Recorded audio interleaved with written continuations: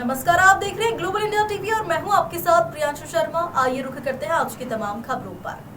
Madhya Pradesh high court की ओर से आयोजित एक महत्वपूर्ण राष्ट्रीय सेमिनार में भारतीय न्यायपालिका के कार्यक्रम में भारत के प्रधान न्यायाधीश जस्टिस सूर्यकांत सहित सुप्रीम कोर्ट के 9 वरिष्ठ न्यायाधीश, केंद्रीय कानून राज्य मंत्री अर्जुन राम मेघवाल और मुख्यमंत्री डॉक्टर मोहन यादव इस कार्यक्रम में शामिल हुए।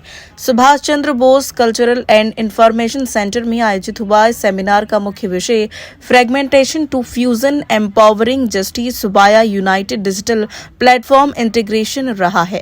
राष्ट्रीय सेमिनार का शुभारंभ दीप प्रज्वलित कर किया गया। अंतिम छोर पर बैठे व्यक्ति को मिलेगा त्वरित न्याय। जस्टिस सूर्यकांत कार्यक्रम में सीजेआई जस्टिस सूर्यकांत ने संबोधित करते हुए कहा कि न्याय प्रणाली में बिखरे हुए डिजिटल प्रयासों को एक मंच पर लाना समय की मांग है।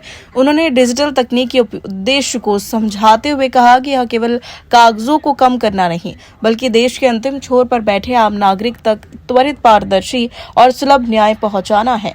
उन्होंने कहा कि एकीकृत डिजिटल प्लेटफॉर्म से मामलों के निपटारे में अभूतपूर्व तेजी आएगी। उन्होंने यह भी कहा कि वर्षों से न्याय व्यवस्था की सबसे बड़ी चुनौती विभिन्न विभागों के बीच समन्वय की कमी रही है।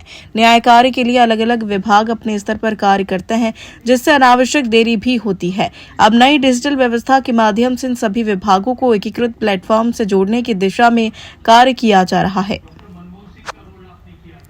पार्ट है कि हम जितने भी हमारे पोर्टल हैं, ई court portal, e prison portal, ई फॉरेंसिक पोर्टल, ई प्रोसिक्यूशन पोर्टल, इनको हम इंटीग्रेट करें। अभी प्लेटफॉर्म तो बने हुए थे लेकिन इंटीग्रेट नहीं थे।